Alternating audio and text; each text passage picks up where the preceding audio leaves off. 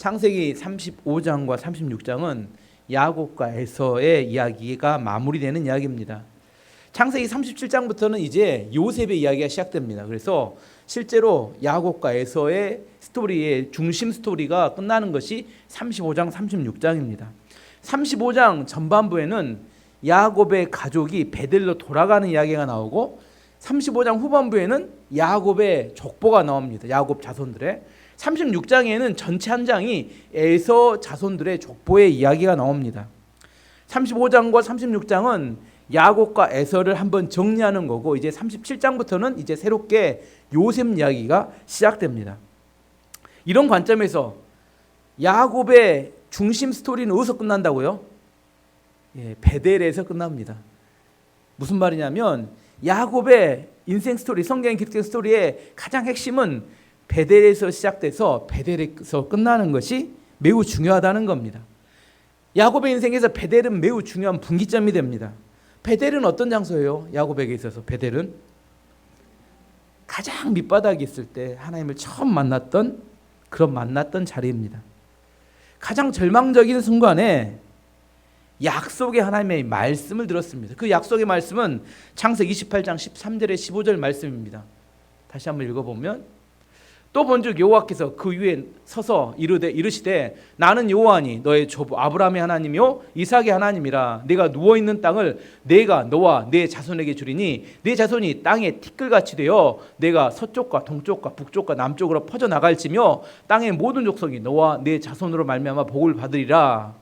내가 너와 함께 있어 내가 어디로 가든지 너를 지키며 너를 이끌어 이 땅으로 돌아오게 할지라. 내가 내게 허락한 것을 다 이루기까지 너를 떠나지 아니하리라 하신지라. 너무나 은혜스러운 감동이 되는, 야곱이 아무것도 없을 때 하나님께서 일방적으로 약속을 해주시며 너를 지키고 너를 복을 주고 마침내 너가 이렇게 복을 받아서 이 땅으로 돌아오게 될 것이다. 계속 반복해서 읽어도 은혜가 됩니다. 무슨 의미냐면 베델은 야곱이 하나님을 만난 첫사랑의 장소라는 겁니다. 하나님을 뜨겁게 만난 첫 번째. 우리도 신앙생활할 때 처음 하나님을 만나고 너무 이렇게 좋아서 내 마음이 뜨거워졌던 그곳이 베델입니다. 야곱이 살아왔던 믿음의 여정을 이렇게 장소로 구분해 이렇게 설명을 해보면 이렇게 중요한 그 히브리어 단어로 설명을 해보면 베델은 하나님의 집, 하나님을 처음 만났던 장소입니다. 중간에 보면 마하나임이라고 나옵니다. 마하나임이 어떤 의미예요? 하나님의 군대 이런 이야기입니다. 야곱이 바단 아람에 돌아오다가 마하나임, 하나님의 군대 천사들을 만납니다. 무슨 의미냐면 하나님께서 천사를 보내서 누구를 지켜줘요? 야곱을 지켜주고 있다는 의미입니다. 세 번째는 분이엘이 어디서 나온 이름입니까? 야복강에서 밤새도록 씨름하고 환도 뼈가 부러지지만 이스라엘이라는 이름이 바뀌죠. 그때 야곱이 고백합니다. 내가 하나님을 대면하여 만났지만 내가 죽지 않았다. 그래서 분이엘이라는 이름을 정합니다.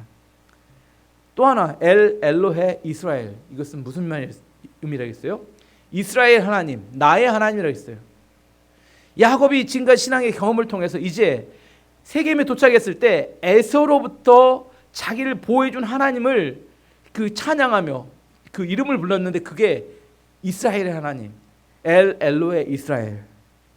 지금 뭘 의미하는 거예요? 처음 하나님을 만났던 때부터 시작해서 중요한 사건과 여러 가지 위험과 어려움을 거쳐가면서 야곱이 신앙이 성장해가는 과정이 있었다는 겁니다. 야곱이 신앙이 성장했는데 이게 완전했는지 또 완전하지는 않았어요. 불완전하고 부족한 점이 많이 있었습니다. 어떤 사람이 신앙이 성장해 갈 때 확 신앙이 커가지만 그 야곱을 보면 야곱이 불완전한 점을 쉽게 보기는 어려워요.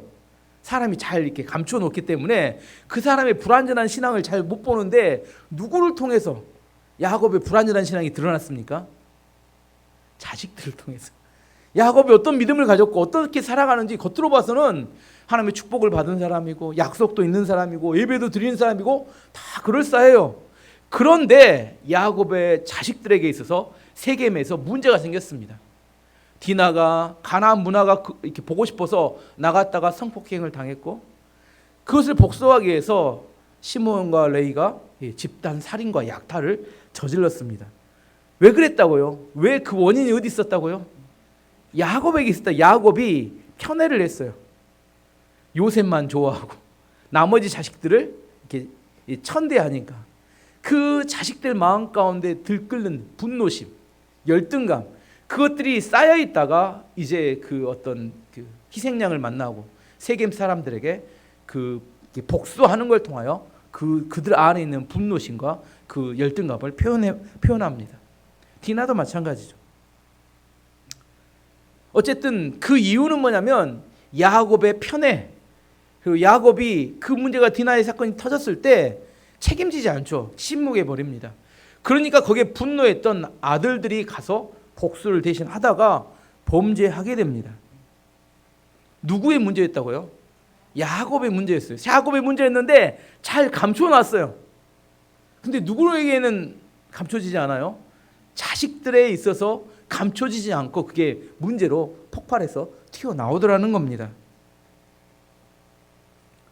어쨌든 야곱 안에 아직도 문제가 있습니다. 그가 성장하고 성장했지만 더 문제는 누구예요? 야곱의 자식들에게는 하나님을 경외하고 신뢰하는 믿음이 없었습니다. 그랬으니까 이런 모습이 나타났겠죠. 어쨌든 디나의 성폭행 사건과 그리고 시몬과 레위의 복수로 인해서 세겜에서는 더 이상 있을 수가 없게 돼버렸어요. 세겜성 남자들을 다 죽여버렸기 때문에 주변에 있는 세겜성 주변에 있는 가나안 사람들이 야곱 가족들에 대해서 공격적이고 복수심을 드러냈기 때문입니다. 야곱이 이야기합니다. 잘못하면 우리 가족이 다 여기서 죽을지도 모르겠다. 너네들 때문에 이렇게 이야기하죠. 야곱이 또 절대절명의 위기 가운데 빠졌습니다. 라반에게 자기의 고통을 주고 라반을 피해서 간신히 도망쳐 나왔고 자기 형 에서에게 간신히 용서를 받아서 이제 좀 살만하게 됐어요. 이제 한 10년 동안 살만하게 됐는데 또다시 잘못하면 다 없어질 위기에 빠지고 말았다는 겁니다. 어떻게 해야 돼요? 위기에 빠지면 하나님의 백성이 위기에 빠지면 어떻게 해야 돼요? 길이 하나밖에 없습니다. 또 하나님을 찾아가서 엎드려서 기도합니다. 야곱은 그거 잘 알고 있었어요. 계속해서 그렇게 살아왔으니까. 그가 위기에 빠졌을 때 하나님께 쫓아가서 엎드려 기도합니다. 하나님 백성의 특권이죠. 다 길이 막혔을 때 그래도 하나의 길은 남아 있습니다. 하나님께 나아가면 됩니다. 야곱이 하나님께 나가서 간절히 기도하니까 하나님께서 그 기도를 외면하지 않고 살 길을 알려주셨습니다. 그 이야기가 오늘 1절 말씀입니다. 하나님의 살 길이 뭐냐? 하나님께 야곱에게 말씀하셨습니다. 베델성으로 가서 그곳에서 살아라. 내가 내 형 에서를 피해 도망칠 때 그곳에서 너에게 나타나셨던 하나님께 제단을 쌓아라. 하나님의 해결 방법은 뭐였냐면 더 이상 세겜의 삶을 중단해라. 그리고 당장 짐을 싸서 베델로 이사를 해라. 그리고 그곳에서 나를 위하여 제단을 쌓고 예배를 드려라. 이 이야기를 들으면 뭔 생각을 해요? 이게 무슨 해결 방법인가?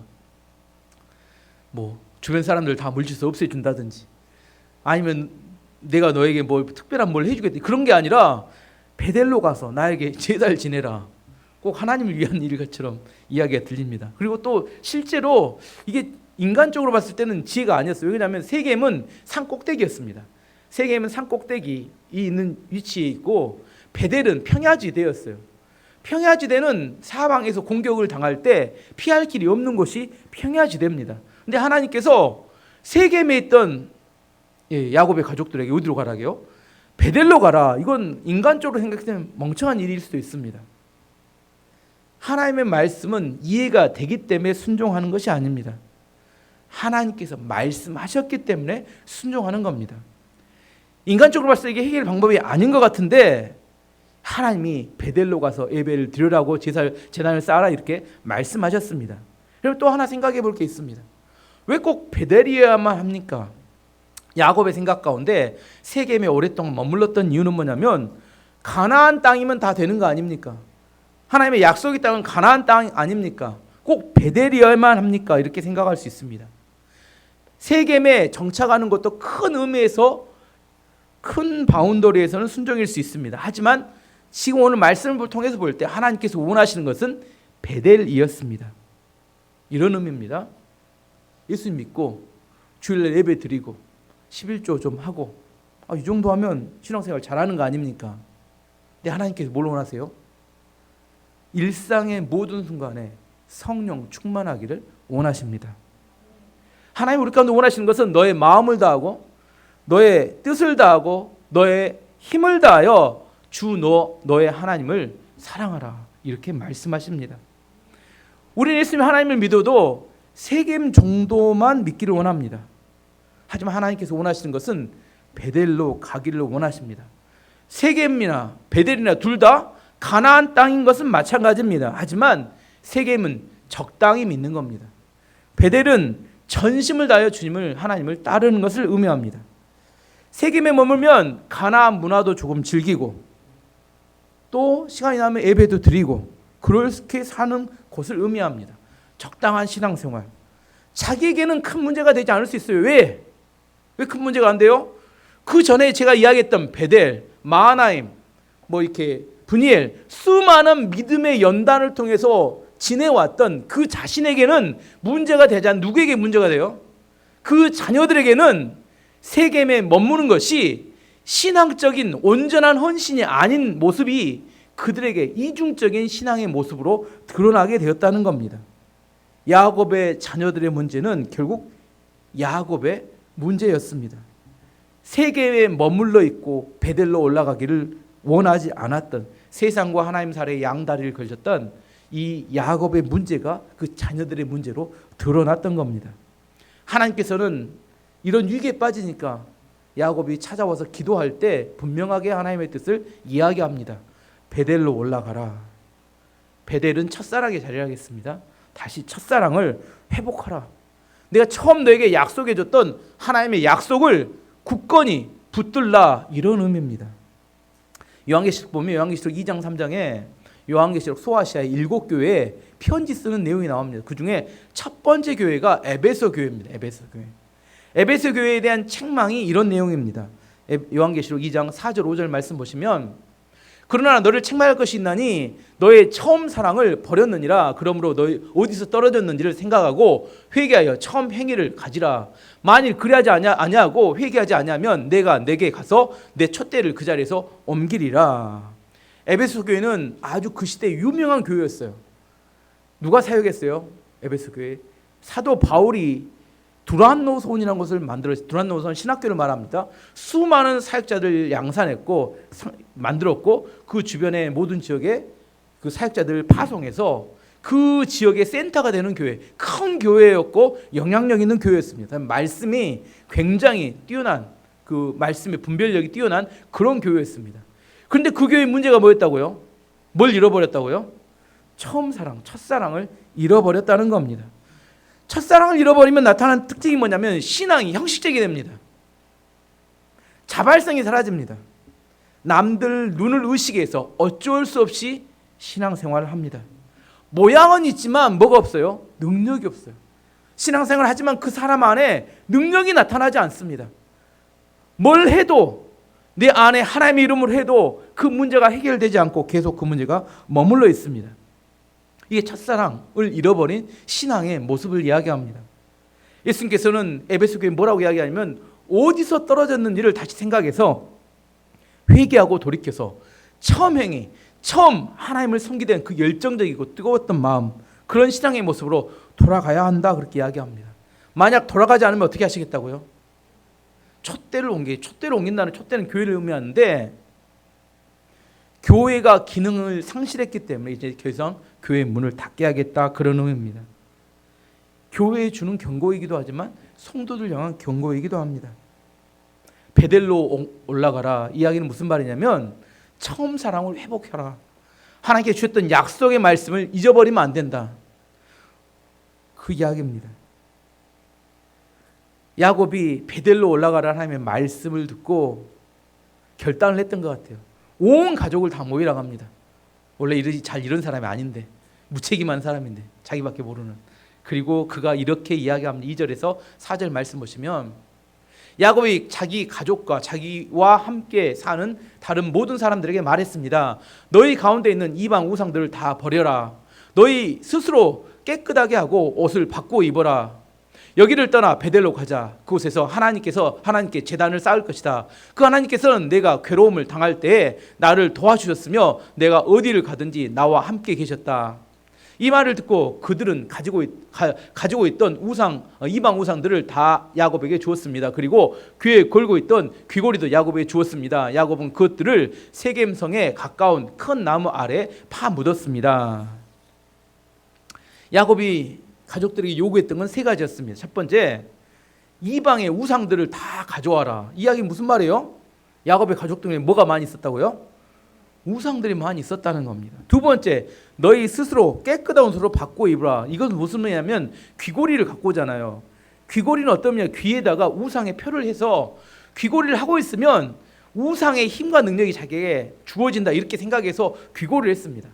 기독교 천주교에서 그런 거 있죠. 묵주하죠. 묵주. 십자가 목걸이 하죠. 예전에 십자군 전쟁 캐톨릭 할 때 그 방패와 칼에 다 십자가 표시를 합니다. 왜 그랬을까요? 그 십자가 표시가 있으면 하나님의 능력이 주어진다 이런 생각. 그렇기 때문에 어떤 장신구에 어떤 신의 모양을 그려놓으면 뭐라고요? 그 신의 능력이 주어진다는데 그 귀고리에 어떤 신의 우상의 표시를 하게 되면 그 우상의 능력이 자기에게 주어진다 이렇게 생각했던 겁니다. 우리도 잘 압니다. 드라큘라 영화 보면 드라큘라에게 뭘 들이밀어요? 십자가 들이밀면 도망가던 게 처음 드라큘라 영화 도망가는 요즘 도망가지 않습니다. 십자가의 모양의 능력이 있는 게 아닙니다. 십자가에 죽은 예수님을 믿는 믿음의 능력이 있는 겁니다. 하지만 이 야곱의 가족들은 귀고리를 하고 다녔어요. 왜? 우상의 힘의 능력으로 자기가 삶을 살겠다는 거예요. 그 모든 것을 다 없애버리기 위해서 가져오라 이렇게 이야기했습니다. 근데 쉽지 않습니다. 왜요? 비싸요. 귀금속이. 그것들을 다 가져오는 것은. 그리고 우리가 다 제거하고 베델로 올라가자 이렇게 이야기했습니다. 오랫동안 무책임했던 야곱이 오랜만에 뭐예요? 가장의 모습의 권위가 회복된 모습이 드러납니다. 어떻게 야곱이 갑자기 바뀌었을까요? 왜 그렇게 디나 사건에도 무책임했던 야곱이 갑자기 모은 가족들을 다 모아놓고 그들에게 있어서 쉽지 않았던 우상과 금은 귀금속들을 다 가져와서 이렇게 버리자고 이야기했을 때 이렇게 용기 있게 이야기할 수 있었을까요? 왜 그랬어요? 하나님의 말씀을 들었기 때문입니다. 하나님의 말씀을 들었어요. 하나님이 분명하게 하나님 뜻을 이야기해 준 겁니다. 뭐라고요? 베델로 올라가서 나에게 제단을 쌓아 예배를 드려라. 분명하게 하나님이 뭘 원하시는지 야곱은 깨달은 겁니다. 하나님의 분명한 확신 있는 약속의 말씀을 붙잡게 되면 우리 안에 확신을 가지고 살아갈 수 있게 되고 기능하게 됩니다. 가장이 가장으로서 기능해야 자식들이 방황하지 않습니다. 가장이 무책임하게 내버려 둬버리니까 자식들이 범죄 가운데 빠져 살아갔던 겁니다. 어쨌든 야곱이 모든 우상과 관련된 것들을 다 가져오라 했어요. 그 안에는 아마 라헬이 자기 아버지 집에서 갖고 왔던 드라빔도 포함되었을 겁니다. 이게 야곱의 가정의 실제적인 모습이었어요. 겉으로는 믿음의 가정이고 족장의 가정이잖아요. 근데 내부에는 뭐가 많아요? 우상이 많았다는 겁니다. 야곱은 하나님께 연단을 받으며 그래도 믿음으로 살아왔지만 그의 자녀들, 그의 아내들, 그의 함께 사는 사람들 안에는 우상들이 많이 있었어요. 야곱은 이것을 정리했어야 했었습니다. 야곱이 몰랐을까요? 야곱도 알고 있었으니까 위기에 처했을 때 그것들 다 가져오라고 이야기했을 거 아닙니까? 이것들을 오랫동안 방치하고 그대로 두었기 때문에 야곱의 자녀들에게 있어서 문제가 발생하게 된 겁니다. 결국 하나님께서 베델로 올라가라. 이게 무슨 의미인지 야곱은 알고 있었어요. 우상과 관련된 모든 것들, 하나님 아닌 그것들을 다 제거하고 올라가기를 하나님께 그것을 제거하고 하나님 말 섬기기를 원하는 것을 야곱은 깨달은 겁니다. 회개가란 뭐라 했어요? 주일날 설교했죠. 회개는 후회와 다르다고 했습니다. 후회는 감정적으로 그때 그렇게 하면 안 됐어 하고 그 자리에 머무는 것은 후회입니다. 계속 그 자리에 머물러 있어도 아무런 변화가 나타나지 않아요. 회개는 내가 잘못된 것을 깨닫고 유턴해서 세상으로부터 떠나서 하나님께 전진해 나아가는 것을 말합니다.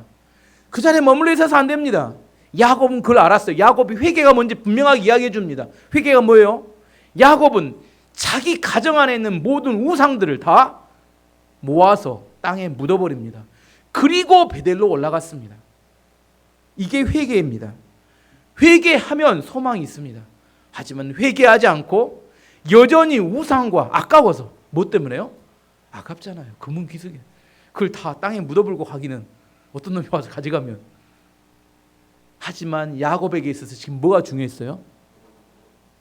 그 금은 보석의 귀한 귀금속이 중요한 게 아니라 하나님의 축복과 보호가 그를 살릴 수 있다고 그는 믿었기 때문입니다. 여러분 왜 중요한 걸 버리지 못해요? 우상이 하나님 원하시지 않는 걸 왜 버리지 못해요? 하나님보다 그것들이 귀하게 여겨지기 때문에 버리지 못하는 겁니다. 야곱은 그걸 깨달은 겁니다. 하나님이 나를 보호하시고 하나님이 나의 복의 근원 되시고 하나님의 약속의 말씀을 회복하는 것, 베델로 올라가는 것이 우리가 살 길이라고 그는 확신했기 때문에 온 가족을 다 모아놓고 그렇게 하도록 했습니다. 그래서 야곱의 가족이 드디어 베델로 30년 만에 20년 동안 벳다람에 있었고 10년 동안 세겜에 있은 다음에 이제 30년 만에 원래 하나님의 부르심을 받았던 하나님께서 음성을 들었던 베델로 올라가게 됩니다. 처음 야곱이 베델에 갈 때는 혼자였죠. 노숙했습니다. 아무도 없었어요. 그때 하나님께서 야곱을 꿈에 나타나서 만나주셨죠. 어떤 꿈이었어요? 긴 사다리가 내려왔고 천사들이 오르락 내리락 하고 있었고 하나님이 자기가 아까 읽었던 약속의 말씀을 해주셨습니다. 근데 이번엔 좀 달라요. 30년 전에 혼자 갔는데 이번엔 누가 가요?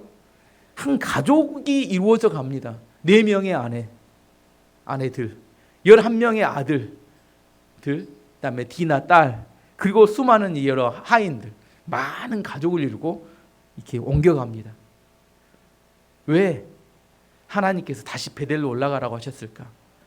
이제 야곱은 믿음의 연단이 충분히 됐다니까요. 여러 연단을 통해서 그는 하나님을 알았습니다. 하지만 야곱의 믿음이 이제 누구에게 전달돼야 돼요? 야곱의 가족들에게, 야곱의 자식들에게 전달돼야 합니다. 베델은 어떤 곳이에요? 야곱이 하나님을 처음 만났던 곳입니다. 야곱이 베델에 가면 몹도 찾을까요? 저는 생각해 봤어요. 몹도 찾아요? 돌베개 찾지 않았을까요? 내가 피고 잤던 돌베개.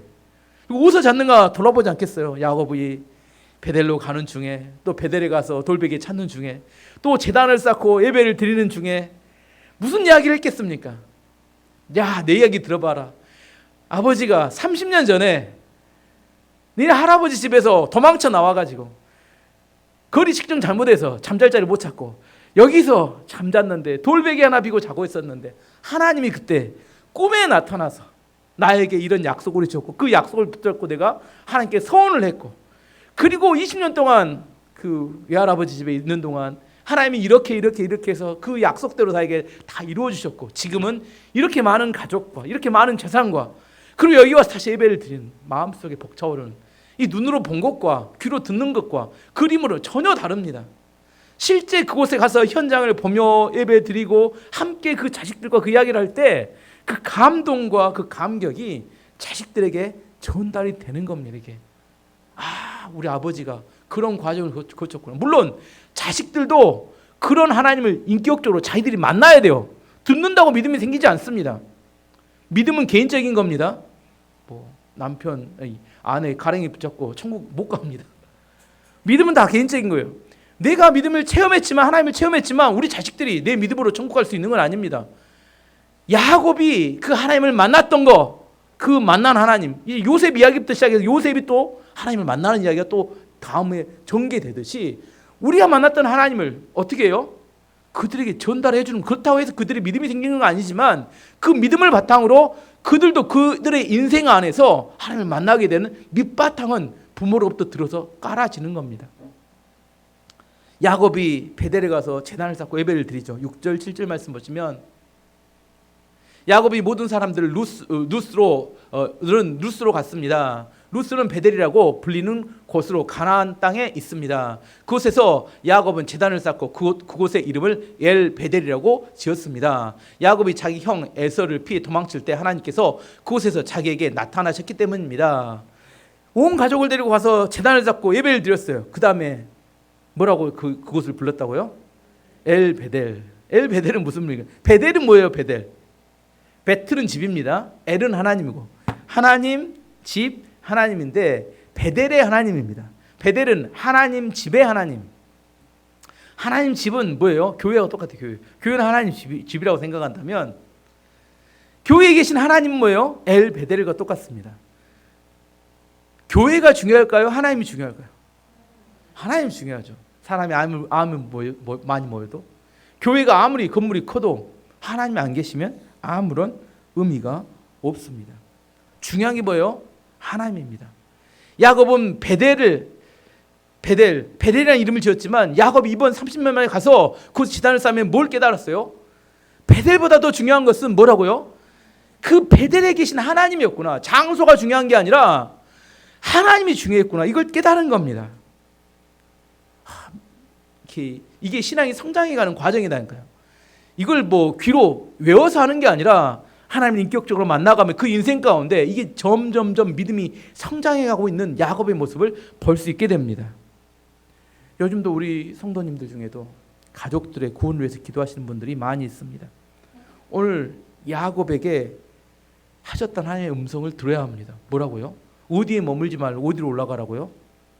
세겜에 머물지 말고 베델로 올라가라. 그렇게 이야기하십니다. 세겜에 있으면 세상과 하나님 사이에 왔다 갔다 하면서 이렇게 살아갈 수 있습니다. 하지만 그곳에서는 신앙이 전달이 되지 않습니다.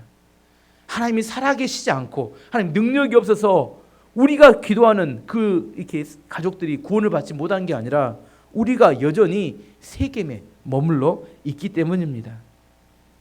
야곱이 베델에 가서 하나님께 제단을 쌓고 예배를 드린 다음에 예배를 드리고 났더니 하나님께서 또 30년 만에 다시 또 그 베델에서 하나님이 자기를 또 찾아오셨습니다. 그리고 하나님이 말씀하셨습니다. 근데 이번에 찾아올 때 30년 전에는 뭘로 찾아왔어요? 꿈에 찾아왔고 하나님이 직접 오신 게 아니라 긴 사닥다리로 하늘에서만 말씀하셨는데 이번에는 어떻게 찾아오시냐면 직접 방문해서 찾아오셨습니다. 그리고 또다시 약속의 말씀을 들려주셨습니다. 9절에서 13절 말씀 보시면 야곱이 밧다람에서 돌아왔을 때 하나님께서 다시 야곱에게 나타나시고 야곱에게 복을 주셨습니다. 하나님께서 야곱에게 말씀하셨습니다. 내 이름이 야곱이지만 이제 다시는 내 이름을 야곱이라고 부르지 않을 것이다. 그리고는 그는 이스라엘이라고 부르셨습니다. 하나님께서 야곱에게 말씀하셨습니다. 나는 전능하신 하나님이다. 너는 많은 자녀를 낳고 큰 나라를 이루어라. 너는 많은 나라와 왕들의 조상이 될 것이다. 나는 아브라함과 이삭에게 준 땅을 너와 네 자손에게 주겠다. 그리고 나서 하나님께서는 그에게 말씀하시던 곳으로 떠나가셨습니다. 하나님께서 직접 찾아오셨다가 약속의 말씀을 들려주시고 이제 떠나가셨다 이렇게 이야기합니다. 뭐가 달라졌을까요? 30년 전과 이번에 찾아오셨을 때 이야기할 때 뭐가 달라졌어요? 친밀함이 달라졌습니다. 하나님을 믿는다고 다 똑같이 믿는 거 아닙니다. 거리가 여기서 명왕성까지 먼 사람이 있고 하나님과의 거리가 하나님이 바로 옆에서 매일처럼 친구처럼 대화하시는 사람이 있고 신앙이라고 해서 다 똑같은 신앙이 아닙니다. 예배를 드린다고 다 같은 예배가 될 수 없는 겁니다. 내가 하나님을 믿고 신뢰하고 따라가지만 정말 내가 하나님의 음성을 듣고 그 말씀에 순종해서 매일처럼 동행하는 사람이 있는 반면에 하나님 오랜만입니다. 잘 계셨습니다. 이런 사람도 있을 수 있다는 거예요. 한 달에 한 번, 1년에 한 번씩 가끔 초파리에만 이렇게 뭐 기와장 써갖고 가시는 분들 있잖아요. 이렇게 1년에 한 번씩 절에 다니고 자기도 불교인이라고 이야기하는 1년에 한 번씩 가시는 분들 꼭 그렇게 주기적으로 한 1년이나 뭐 한 달에 한 번씩 오시는 분들 하나님과의 거리 이게 달라졌다는 거예요. 야곱이 하나님과의 친밀함이 달라졌습니다. 하나님께서 직접 찾아오셔서 그에게 말씀하셨습니다. 약속의 내용은 또 이런 겁니다. 비싼 내용이지만 너는 이제 야곱이 아니라 이스라엘이다. 너는 더 이상 사기꾼이 아니라 너는 하나님께 인정받는 승리자다. 두 번째, 나는 전능한 하나님이다. 내가 못하는 게 있겠느냐. 세 번째, 너는 너에게 많은 자녀가 낳게 될 것이고 내 큰 나라를 이루게 될 것이다. 너의 후손들이. 네 번째, 아브라함과 이삭에게 약속해 준 땅이 다 너의 땅이 될 것이다. 네 가지를 다시 약속해 주었습니다. 이 이야기는 지금 창세기 하면 여러 번 들은 이야기죠. 이제 외우시겠어요? 하나님 어떤 약속을 해주신 아닌가요? 제가 이렇게 생각했습니다. 하나님이 나이가 많으셔서 치매신가 한 이야기 또 하고 한 이야기 또 하고 왜 그럴까요? 왜 하나님이 계속 같은 이야기를 반복해서 나이가 많으셔서 그럴 수 있잖아요. 하나님 나이가 워낙에 많으시니까. 왜 그래요? 우린 맨날 잊어버리니까. 우리가 맨날 잊어버리니까. 여러분 주일날 은혜 받으셨죠? 말씀 들으면서 은혜 받고 3일 지내시면서 잘 사셨습니까? 또 다 잊어버리고 금세 잊어버립니다. 교회만 나서면 어차피 그것이 생각도 안 나. 설교는. 그리고 내 마음대로 또 살아. 그래 또 수요일날 또 보면 아 그렇지. 먼지 탈탈 털고 그래. 내가 그리스도인 맞지. 그래서 하나님 또 이야기하시는 겁니다. 하나님이 약속해 준 약속을 안 잊어먹으면 하나님이 다시 이야기하지 않는데 우리가 자꾸 잊어버리니까 또 이야기하는 겁니다. 시험을 요즘 대학생들 시험 기간인데 시험 보면 시험 문제가 어떤 게 시험 문제가 나올까요? 중요한 게 나옵니다. 중요한 게 나와요. 시험 문제 중요한 게 나와요. 항상 중요한 게 나와요. 근데 공부 못한 애들은 공부는 합니다. 근데 뭐래요? 안 중요한 거래요. 안 중요한 거죠. 중요한 거라면 다 맞은다니까요. 근데 안 중요한 거래. 공부 잘하는 애들은 처음부터 안 하면 중요한 걸 공부한다니까요. 근데 공부 못하는 애들은 처음부터 하다가 안 중요한 거 하다가 시간이 없어서 나중에 뒤를 포기합니다. 그래서 성적이 안 나오는 겁니다. 중요한 걸 해야 됩니다. 신앙생활 똑같아요. 뭘 해야 돼요? 중요한 핵심을 붙들어야 돼요. 참 중요합니다. 신앙도 핵심을 우리가 성경을 어떻게 다 알아요? 목사도 모르는 성경을 여러분이 다 알겠습니다. 다 모릅니다. 우리가 성경대로 다 행할 수 있어요. 안 돼요. 하지만 핵심을 붙들면 신앙생활 잘할 수 있습니다. 제발 완벽주의자 이게 문제예요. 다 못합니다. 우리가 몇 년 못 살아요. 다 못합니다. 어떻게 해요? 핵심을 붙들어야 합니다. 주일날 설교할 때 패역한 세대에서 구원을 받는 방법이 세 가지가 있다고 이야기했어요. 어떻게 해요? 구원받는 방법은 첫 번째 회개하라. 두 번째 예수의 이름으로 세례를 받으라. 예수님의 이름으로. 세 번째 성령을 선물로 받으라. 이런 걸 붙드는 겁니다. 예수 그리스도의 십자가와 부활, 성령의 충만함, 믿음으로 구원을 받지만 순종으로 축복을 받는다. 등등등 우리 안에서 성경에서 중요한 가치가 되는 것들을 잊어버리지 말아야 합니다. 계속 반복합니다. 저도 계속해서 반복될 이야기를 계속 중요한 걸 강조하며 반복해 갑니다. 왜요? 중요한 게 중요합니다. 기억 못해요. 그 중요한 걸 붙들어야지만 우리가 정말 핵심을 붙들고 그 승리하는 삶을 살 수 있기 때문입니다. 우리가 그리스도인인데 매일처럼 새벽 기도가 있고 교회는 주일날 예배가 있고 수요 예배가 있습니다. 예배도 일주일에 한 번씩만 드려도 괜찮지 않을까요? 왜 근데 예배를 계속 반복해서 드릴까요? 잊어버리니까. 여러분 기억하세요. 잊어버리니까. 예배 안 드리면 편할 것 같잖아요. 여러분 예배 주일날 한 번만 빠져도 한 주 빠진 그 주간에 마음이 심란합니다. 저도 목사인데도 그래요. 한 주 예배를 빼먹으면 예배가 빼지는 게 아니라 한 주가 더 이렇게 허전해져 버립니다. 예배는 우리가 누구이고 우리의 주인이 누구이고 우리는 어떻게 살아야 될지에 대해 다시 한번 우리를 일깨우는 시간입니다. 야곱은 온 가족을 데리고 30년 만에 베델을 찾아왔습니다. 그리고 그들에게 온 가족들에게 믿음을 전달했습니다. 꼭 어떤 거 비싸냐면 이거 비싼 게 뭐냐면 야곱이 요셉에 있는 애굽으로 가족 몇 명을 데리고 가요?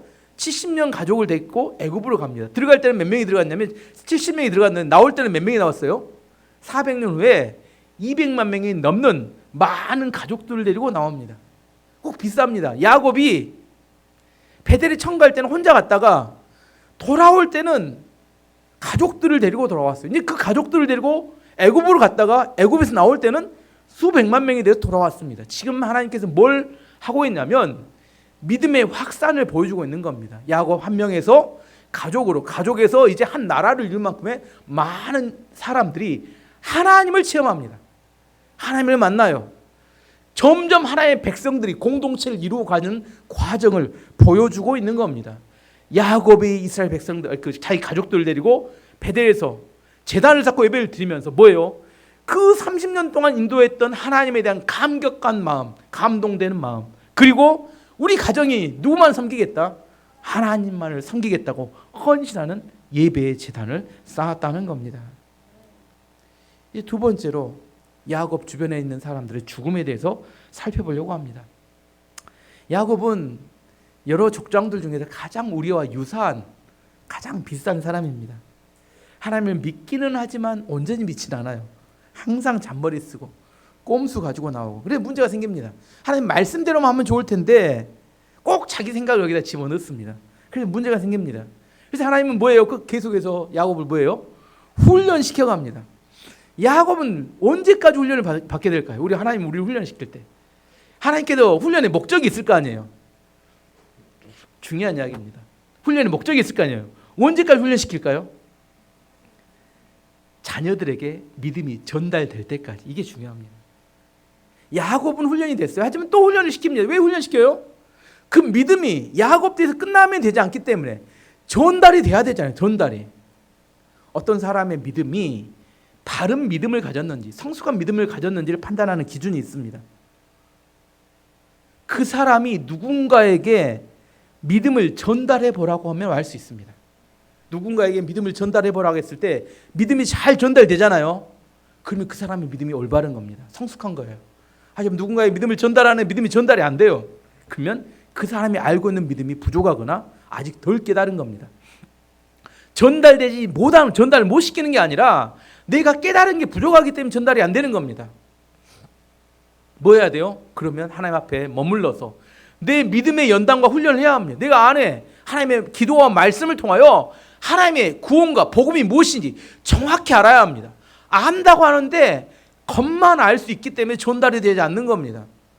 하나님의 연단의 마지막 모습은 어떻게 드러나냐면 내 안에 있는 믿음이 누군가에게 전달했을 때 전달이 돼야 합니다. 목사가 설교하는데 믿음이 전달이 안 되고 그럼 어떻게 돼요? 목사 그만해야지. 이거 어떻게 믿음을 전달하는 거잖아요. 지식을 전달하는 게 아니라. 마찬가지입니다. 우리의 연단의 끝은 어디냐면 내 안에 있는 믿음이 우리 자녀들에게, 다른 사람들에게 전달이 돼야 됩니다. 여러분 믿음이 정말 있는지 없는지 어떻게 해보라고요? 가서 여러분 자녀들과 여러분 주변 사람들에게 전달을 해보세요. 그리고 나서 진짜 여러분이 평가를 받아보세요. 스스로. 아, 내 믿음이 꽤 괜찮네. 아니 꽝이었네. 전달했더니 아무것도 전달이 안 되네. 나는 R을 이야기, 저기서 O를 이야기 들어요. 전혀 의사소통이 안 됩니다. 그러면 어떻게 돼요? 여러분이 하나님 앞에 그 사람을 놓고 품고 기도하든지 여러분 자신을 위해서 기도하든지 기도를 하셔야 합니다. 내 믿음이 누군가에게 전달되는 믿음이 되게 해주시기 원합니다. 그걸 전도라고 합니다. 우리에게 전달되는 믿음이 돼요. 그래야 우리 자녀들이 그 이야기를 듣고 믿음이 바뀌게 되고 삶이 바뀌게 되는 겁니다. 하나님께서 30년 동안 야곱의 믿음을 숙성시켜 가졌고 이제 상당히 많이 성숙되어 왔습니다. 믿음의 성숙과 함께 하나님께서 이제 새로운 변화를 주는 때가 되었습니다. 야곱 주변에 있는 인간적인 으로 의지했고 애착 가졌던 것들이 이제 하나씩 제거하기 시작하셨습니다. 8절 말씀 보시면 이 무렵 리브가의 유모인 드보라가 죽어 베델의 상수리 나무 아래 묻었습니다. 사람들은 그곳을 알론바굿이라고 불렀습니다. 리브가 엄마의 유모니까 할머니 뻘 되죠. 예. 아마 그 야곱하고 친했던 것 같아요. 그분을 모시고 다녔던 것 같습니다. 가나안 땅에 온 다음에. 근데 그분이 죽었습니다. 근데 매우 친했기 때문에 그런지 슬퍼했습니다. 알론바굿이란 무슨 말이냐면 울음의 상수리 나무란 의미로 많이 슬퍼서 울었다 이런 의미입니다. 죽음은 슬픈 겁니다. 왜냐하면 우리가 잠시 헤어져서 못 만나기 때문에. 물론 천국 가면 다시 만나게 됩니다. 두 번째 라헬, 이렇게 야곱이 사랑했던 라헬이 베냐민을 낳다가 베들레헴에서 죽습니다. 16절에서 19절 말씀 보시면 야곱과 그의 일행은 베델을 떠나갔습니다. 그들이 에브랏에서 얼마 떨어진 곳에 이르렀을 때 라헬이 아이를 낳기 시작했습니다. 그런데 아이를 낳은 고통이 너무나 컸습니다. 라헬이 아이를 낳느라 고통스러워하는 모습을 보고 산파가 라헬에게 말했습니다. 두려워하지 말아요. 또 아들을 낳게 될 거예요. 라헬은 아들을 낳고 죽었습니다. 라헬은 죽어가면서 그 아들의 이름을 베논이라고 지었습니다. 그러나 야곱은 그 아들의 이름을 베냐민이라고 불렀습니다. 라헬은 에브라스로 가는 길에 묻혔습니다. 에브라스는 베들레헴입니다. 에브라스는 베들레헴인데 베들레헴에서 라헬의 아이를 낳다가 죽었습니다. 라헬의 첫 번째 아들의 이름은 요셉인데 요셉은 하나 더 이런 의미입니다. 하나님께 아들 하나 더 달라고 아들 이름은 요셉 하나 더 이렇게 지었습니다. 하나님이 그의 간절한 소망대로 둘째 아들을 주셨는데 안타깝게도 아들을 낳다가 라헬이 죽게 됩니다. 근데 아들을 낳고 그 아이를 키워보지도 못하고 안아보지도 못하고 죽어가니까 라헬이 너무 슬펐던 모양이에요. 그래서 이름을 뭐냐면 베논이 슬픔의 아들이라는 겁니다. 슬픔의 아들 이런 이야기입니다. 라헬의 마음, 죽어가는 라헬의 마음을 그 에레미야 선지자가 이렇게 베들레헴에서 있을 학살의 비유에서 이렇게 이야기했는데 마태복음 2장 18절 말씀 보시면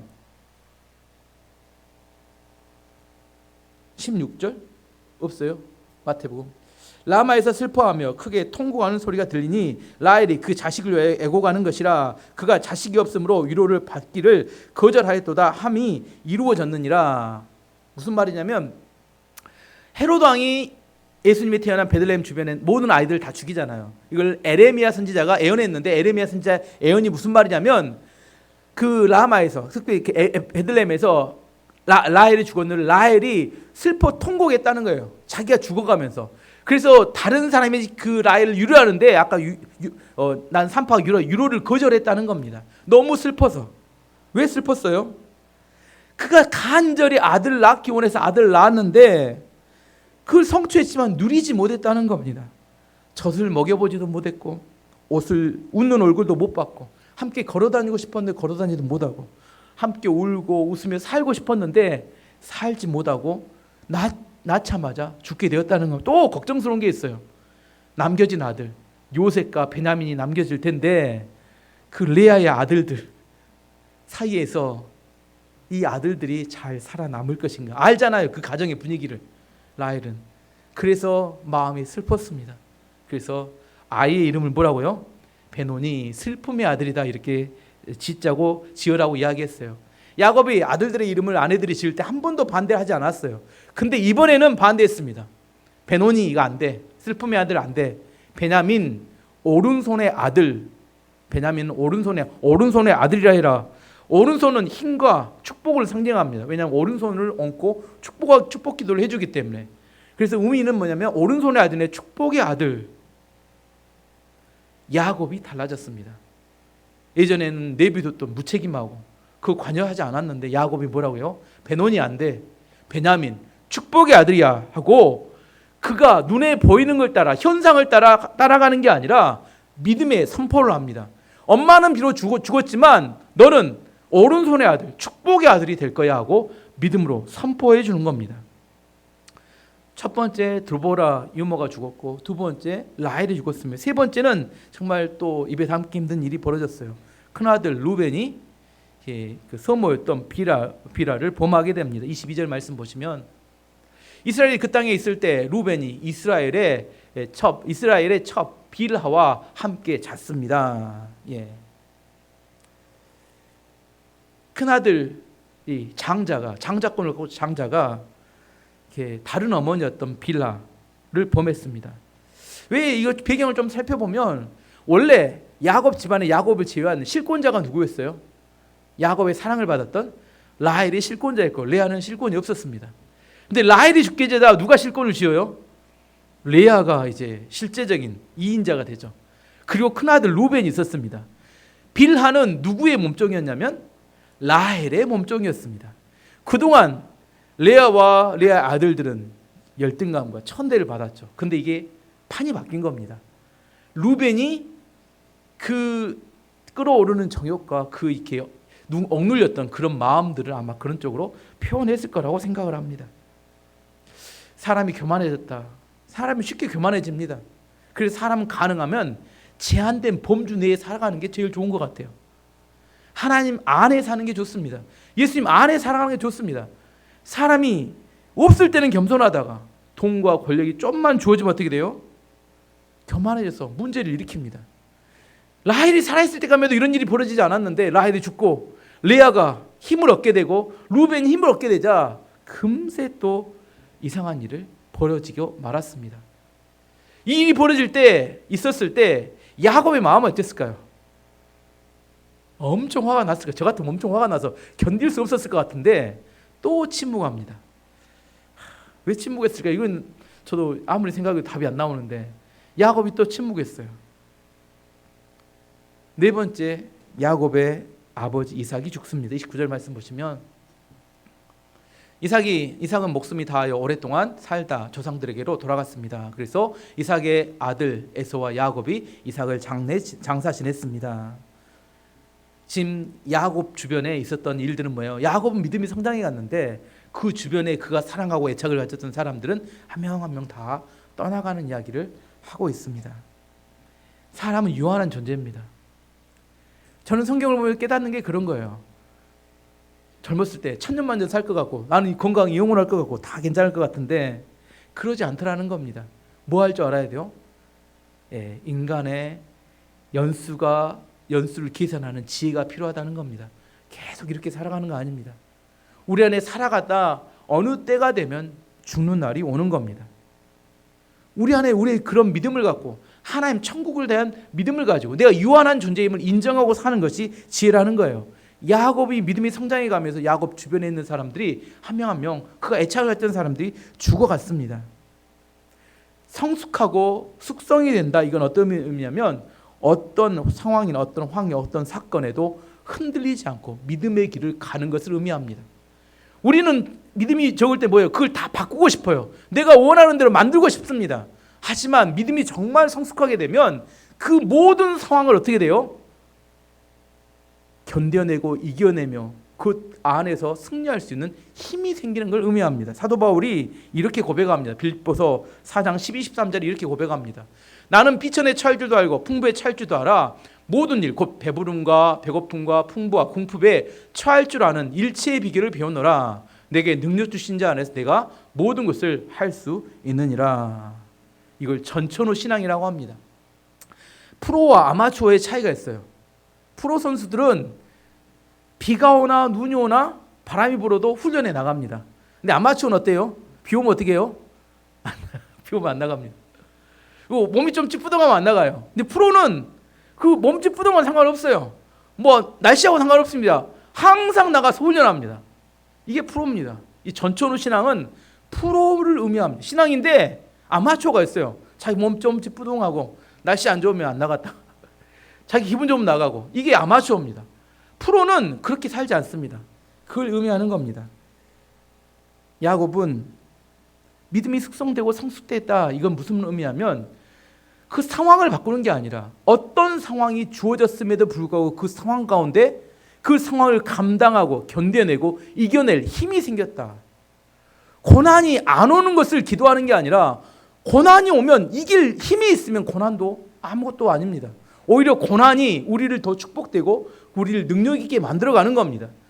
우리에게 고난이 없애달라고 기도하지 마시고 고난을 이길 만한 능력을 달라고 기도하는 게 맞습니다. 그게 성령 충만함을 추구하는 그리스도인들의 삶의 비결인 겁니다. 우리 안에 어떤 것이 오든지 그 모든 것을 이길 수 있는 지혜와 능력이 필요합니다. 어떤 것은 오면 안 돼. 그렇게 생각하는 건 우리 약하기 때문입니다. 내 안에 어떤 것이 와도 나는 다 감당할 수 있겠다. 지금 야곱에게 있어서 주변 사람들이 사랑하는 사람들이 한 명씩 죽어갔어요. 고통스럽죠. 힘듭니다. 특별히 큰아들 루벤이 그렇게 했을 때 너무나 고통스럽고 힘들어요. 이거 어떻게 때려 죽이고 싶을 것 같은데 침묵하고 견뎌냅니다. 야곱의 믿음의 절정은 뭐냐면 야곱의 뒤에 나오는 야곱의 아들들 다 망나니들입니다. 앞으로도 너무 망나니 같은 짓거리 많이 해요. 뭐 유다도 마찬가지고 뭐 야곱이 동생 요셉을 죽이려고 형제들이 한 것도 마찬가지고 그 뒤에도 많은 이상한 짓을 하는데 이 모든 아들들을 포기하지 않고 다 그들을 이스라엘의 12지파의 족장으로 만들어낸 사람이 야곱이라는 겁니다. 이 사람 안 돼. 이 사람은 괜찮아. 이 사람은 안 돼. 이렇게 고르지 않았다는 거예요. 12아들들이 다 망나니 같아요. 어떻게 인간들이 큰아들 루벤은 그 자기 어머니하고 문제를 일으키고 둘째, 셋째는 집단 살인을 일으키고, 넷째 유다는 며느리하고 관계에서 아기를 낳고, 나머지 애들도 또 요셉을 죽이려고 다 달라들. 뭐 인간 쓰레기들이 다 모인 것 같아요.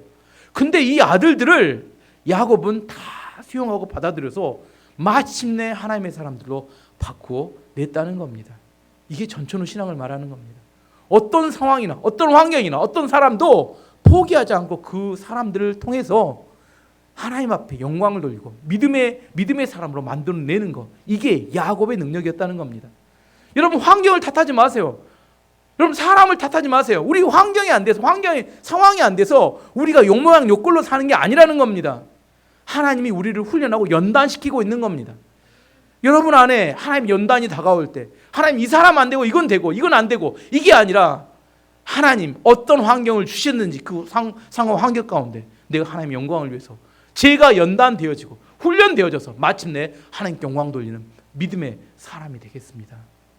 그러면 세상에 나가서 두렵지 않습니다. 세상이 내가 원하고 내가 편하고 내가 내 유익한 것만 추구하고 쫓아다니기 때문에 세상이 불편하고 내가 열매 없는 삶을 살아가는 겁니다. 우리 삶 안에서 어떤 것도 오더라도 다 이겨내기를 원하는 하나님께서 우리를 연단시키고 훈련시켜 가십니다. 저는 여러분이 피하지 말고 연단되어서 정말 믿음에 아주 이렇게 정말 전천후 신앙이 되어서 어떤 환경도 이겨내는 그런 믿음의 사람이 되기를 축원합니다. 그래서 하나님께서 우리에게 뭐 하기를 원하세요? 성령 충만해지기를 원하시는 겁니다. 오늘 말씀의 결론, 오늘 설교가 길었는데 결론을 맺도록 하겠습니다. 오늘 우리가 붙들어야 되는 것은 세겜이 아니라 베델입니다. 첫 번째. 두 번째, 장소가 아니라 하나님입니다. 세 번째, 상황과 환경이 바뀌는 게 아니라 내 자신이 훈련되어 바뀌는 것이 중요합니다. 그러면 원망하고 불평하고 살아가는 게 아니라 하나님의 능력의 통로가 되어서 이 땅을 구원하고 하나님의 사명을 감당하는 놀라운 교회와 성도가 될 것입니다.